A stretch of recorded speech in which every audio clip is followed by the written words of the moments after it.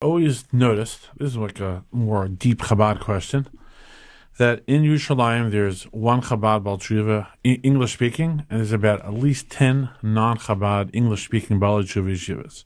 Based on the data, 6,000 Shluchim, what is it? Why?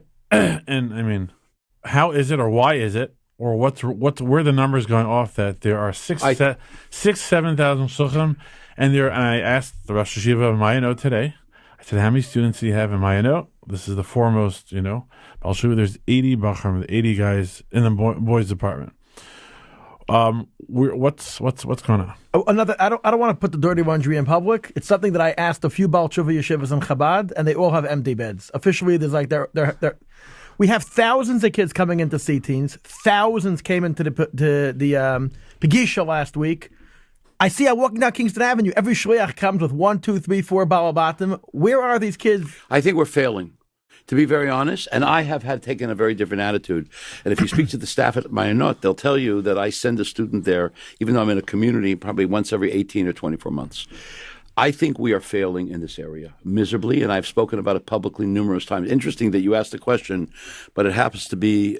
What's crazy is I didn't know the data, and then today I met Rabbi Vichen, and then by chance today I had a Shabbos guest who is becoming closer to Chabad now, but he became through a Kiruv professional on his Cal State. I understand, but let me explain to you. There's something about the Kiruv professionals, which are the Litvisher outreach worker, who have one approach and we do, but I think we have a weakness and something we can learn from them. Their primary purpose is to make people who are like them. Our primary purpose is to make Jews grow in their Yiddishkeit, and we want them to become also who they really are. It's a very different kind of worldview. However, I've learned a very interesting lesson over the last couple of years, that when you turn to somebody who has the potential to go to yeshiva, that and you say to them those words, why don't you try it out? Sometimes you get much more success in your approach. And I was wondering why I am so driven by this, and I realized what the reality was. When my family moved to Israel in 1968, I thought the yeshiva in Kfar Chabad was a yeshiva high school. I was 16 years old.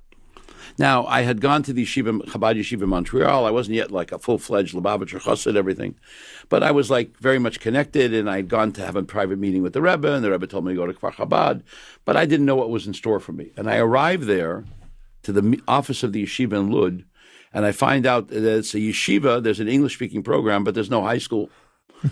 And so one of the administrators in the yeshiva said, it's the middle of the year, why don't you just go and try it out? And I went.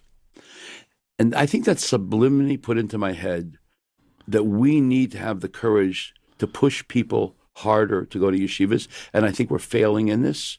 I don't know what's driving it. I'm not going to do I'm not a psychologist to analyze what people think, but personally, over the years, I have sent many people to yeshivas, including Mayanot, in particular Mayanot, which I was in Mayanot 2 weeks ago on Shabbos. I think that we really need to up our game. And I think we need to look at people who are, and say to them, why don't you give it a try? Now, if you suggest it, the problem with the Litvisher is something else. And this is a very... Don't they get paid per guy? I know what it used to be. That's what my brother told me, that we don't offer enough financial incentives for Shluchim. No, it's something even different. It's deeper than that. We have had... I interviewed one of the heads of their movement, and they said, if they don't send enough people, we cut the funding. We cut the funding. So what happens is something deeper. They also get... we also get a lot of people turned off by them.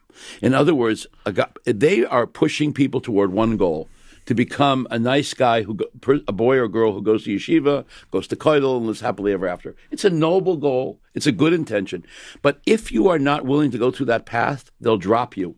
And many campus Shluchim... They don't get paid. What? Because they don't get paid. I'm not going to analyze what they do or they don't. But I've had experiences where people who would not fit that mold, they thought, you're the best friend on Monday. Tuesday, why don't you go to yeshiva? Wednesday, I'm not interested. Thursday, I'm talking to the next guy. Sales. So therefore... Targeted salesman. Targeting sales. Now, on the other side, we're dealing with the whole person. I went into campus work 50 years ago. I still have a relationship with some of the students of mine from the University of Miami. It's deep relationships. And so therefore, on one level, we're doing much better than them. But on another level, we need to up our game, which means it's time to take greater emotional risk and to suggest people to go to yeshiva and not to be fearful of it. I myself have done it many, many times, and sometimes I've been shocked by who went. So, let me ask this question. And I asked this for Rabbi Blau earlier. What's considered a successful shliach? Wow. It's a very loaded question. Before you answer that, I understand there's shluchim with big empty buildings. They